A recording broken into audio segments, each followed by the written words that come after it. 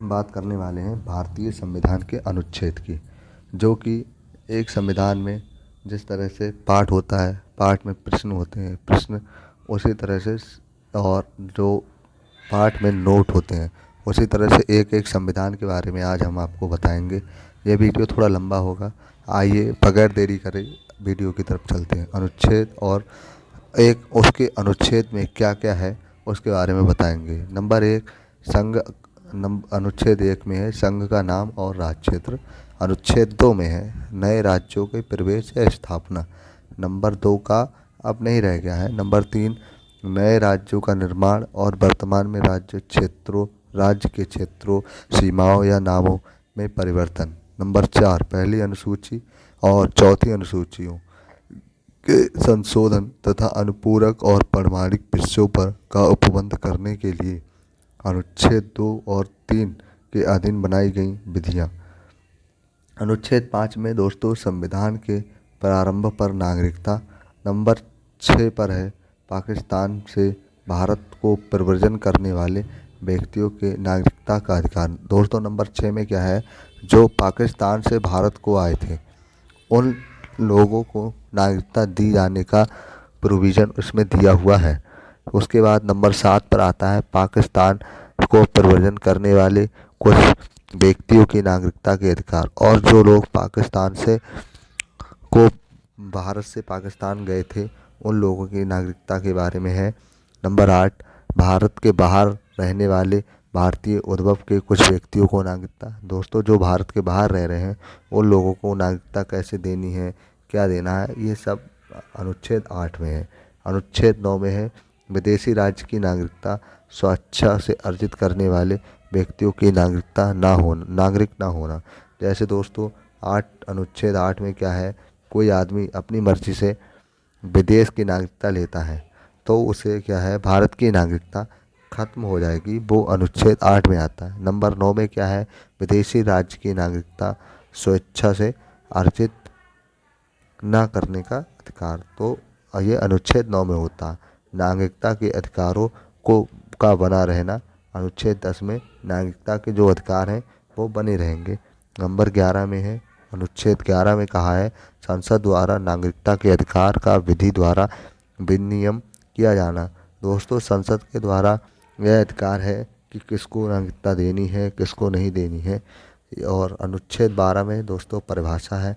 अनुच्छेद तेरह में मूल अधिकारों से असंगत या उनका अल्पीकरण करने वाली विधियाँ। अनुच्छेद पंद्रह में विधि के समक्ष समानता।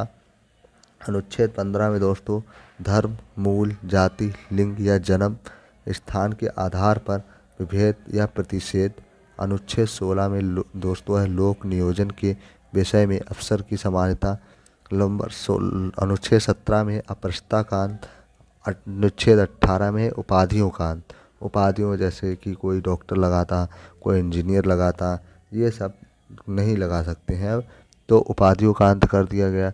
19 में वाक स्वतंत्रता आदि विषय पर कुछ अधिकारों का संरक्षण, बोलने की स्वतंत्रता है अनुच्छेद 19 में। अनुच्छेद 20 में अपराधों के लिए दोष सिद्धि के संबंध में संरक्षण। अनुच्छेद 21 में है दोस्तों प्राण और दैहिक स्वतंत्रता का संरक्षण। अनुच्छेद 22 में है कुछ दशाओं में गिरफ्तारी और निरोध से संरक्षण। अनुच्छेद 23 में है दोस्तों मानव और दुर्व्यवहार और बाल श्रम पर प्रतिषेध। तो अनुच्छेद 24 में है कारखानों आदि के बालकों के नियोजन का प्रतिषेध।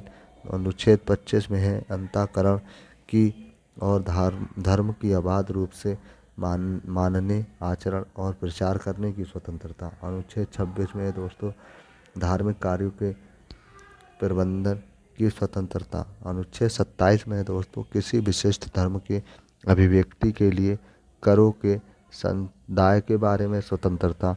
अनुच्छेद 26 में है दोस्तों कुल शिक्षा संस्थानों में धार्मिक शिक्षा या धार्मिक उपासना में उपस्थित होने के बारे में स्वतंत्रता। अनुच्छेद 21 में है अनुच्छेद 29 में है अल्पसंख्यक वर्गों के हितों का संरक्षण। दोस्तों अनुच्छेद 29 में क्या है, अल्पसंख्यक लोगों के लिए संरक्षण है।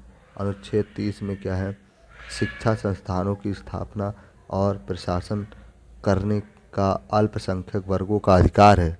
अनुच्छेद 31 जो है दोस्तों खाली है। अनुच्छेद 31 का में संपदाओं आदि के अर्जन करने के लिए उपबंध करने वाली विधियों की व्यावृत्ति। अनुच्छेद 31 का है दोस्तों कुछ अधिनियमों और विनियमों का विधि मान्यकरण। अनुच्छेद 31 का है कुछ निदेशक तत्वों को प्रभाव करने वाली विधियों की व्यावृत्ति। अनुच्छेद 31 घा जो है दोस्तों निरसन है। फिर अनुच्छेद 32 आता है, इस भाग द्वारा प्रदत्त अधिकारों को परिवर्तित करने के लिए उपचार हैं दोस्तों। फिर 32A निरसन है। फिर 33 आता है, इस भाग द्वारा प्रदत्त अधिकारों का बलों आदि को लागू होने में उपांतरण करने की संसद की शक्ति है।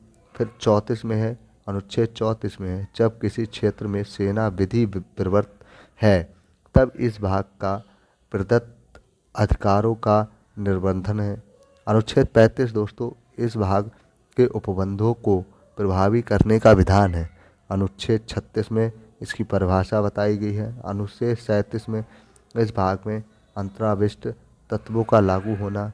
अनुच्छेद 38 में राज्य लोक कल्याण की अभिवृद्धि के लिए सामाजिक व्यवस्था बनाएगा। अनुच्छेद 39 सामान्य न्याय और निःशुल्क विधिक सहायता।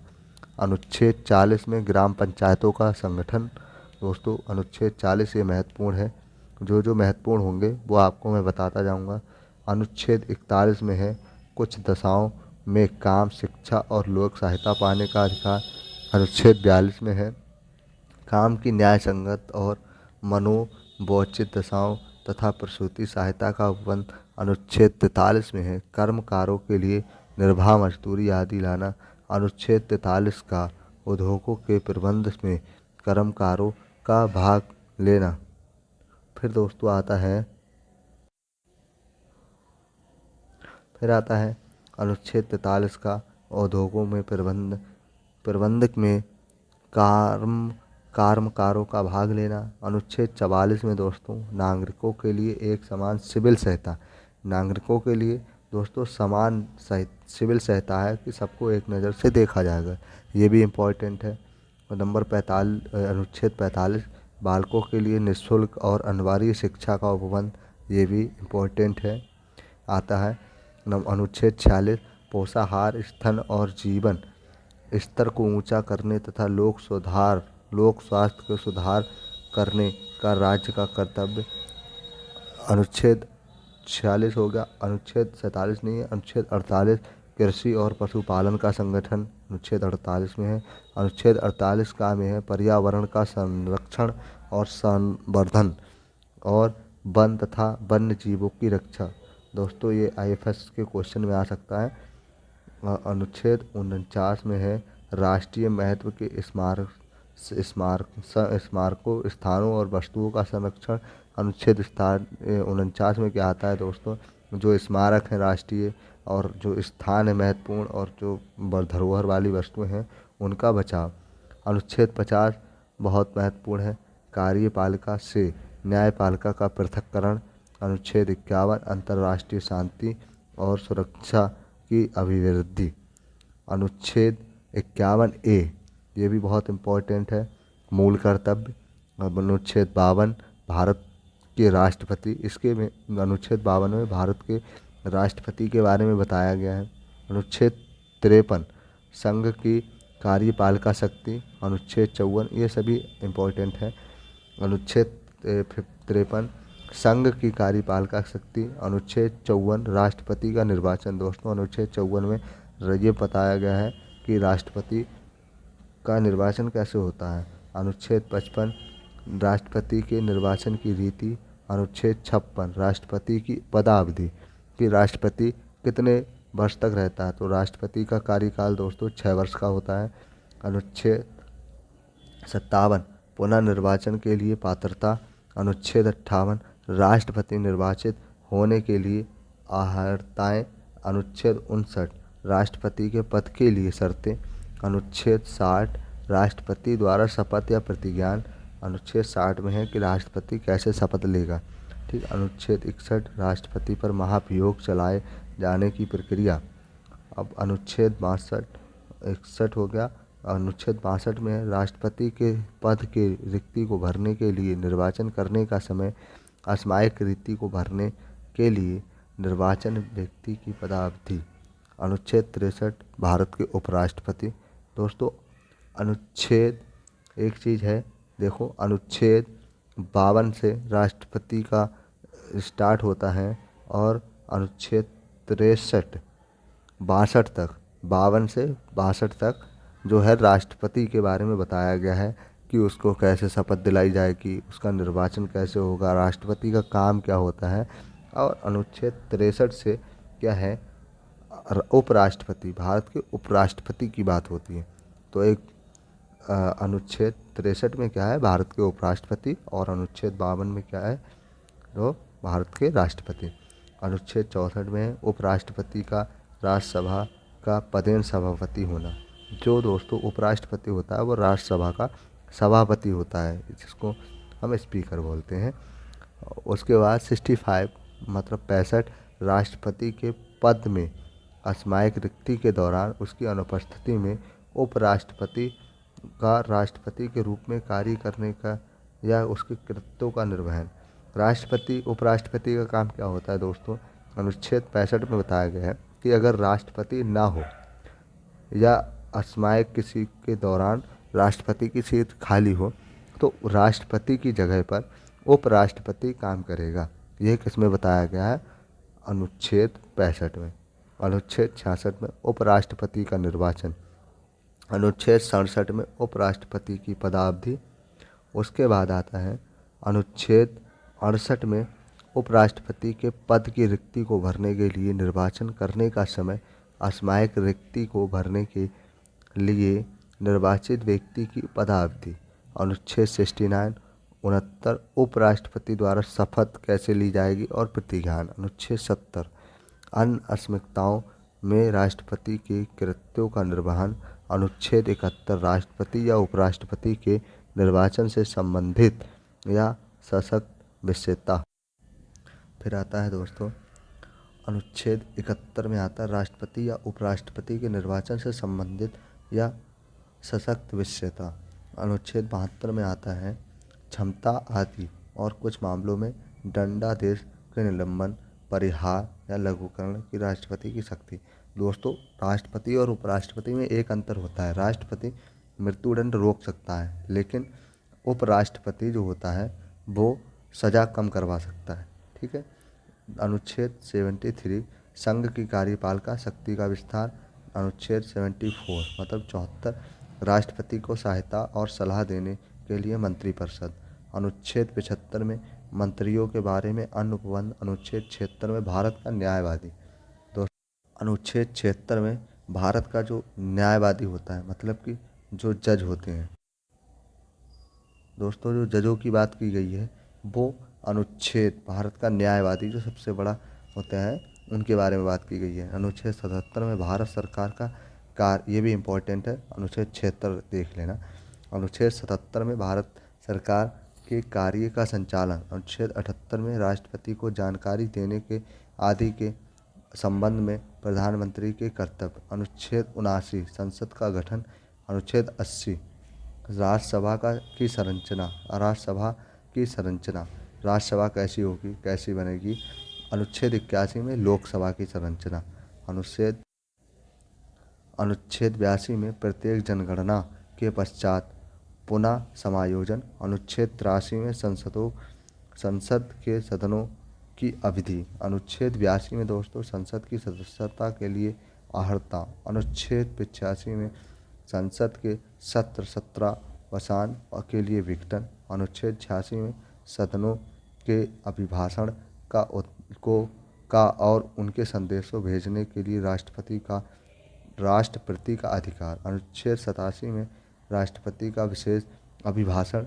अनुच्छेद 88 में सदनों के बारे में मंत्रियों और महान्यायवादियों के अधिकार। अनुच्छेद 89 में राज्यसभा और सभापति और उपसभापति के बारे में बताया गया है। सभापति और उपसभापति के बारे में बताया गया है। अनुच्छेद 90 में उपसभापति का पद रिक्त होना, त्यागपत्र और पद से हटाया जाना। अनुच्छेद 51 में सभापति के पद से सभापति के पद के अनुच्छेद 51 में सभापति के पद के कर्तव्यों का पालन करना या सभापति के रूप में कार्य करने की उप सभापति या अन्य व्यक्ति की शक्ति। अनुच्छेद 52 में जब सभापति या उप सभापति को पद से हटाने का कोई संकल्प विचाराधीन है तब उसकी पीठासीन ना होना। अनुच्छेद 93 में लोकसभा और अध्यक्ष और उपाध्यक्ष। अनुच्छेद 94 में अध्यक्ष और उपाध्यक्ष के पद रिक्त होना, पद त्याग देना और पद से हटाया जाना। अनुच्छेद 95 में अध्यक्ष के पद के कर्तव्यों का पालन करने या अध्यक्ष के रूप में कार्य करने की उपाध्यक्ष या अन्य व्यक्ति की शक्ति।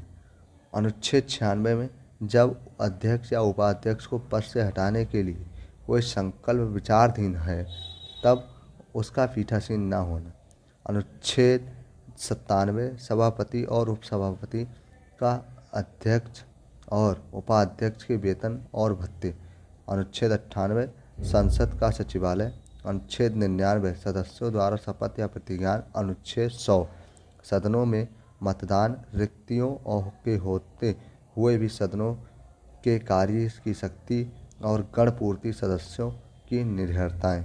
दोस्तों, हमारे 100 अनुच्छेद के बारे में आपको बताया। इसके अगले हम अगली वीडियो में बताएंगे। अगर आपको हमारी ये वीडियो अच्छी लगे तो लाइक, कमेंट और सब्सक्राइब ज़रूर करें।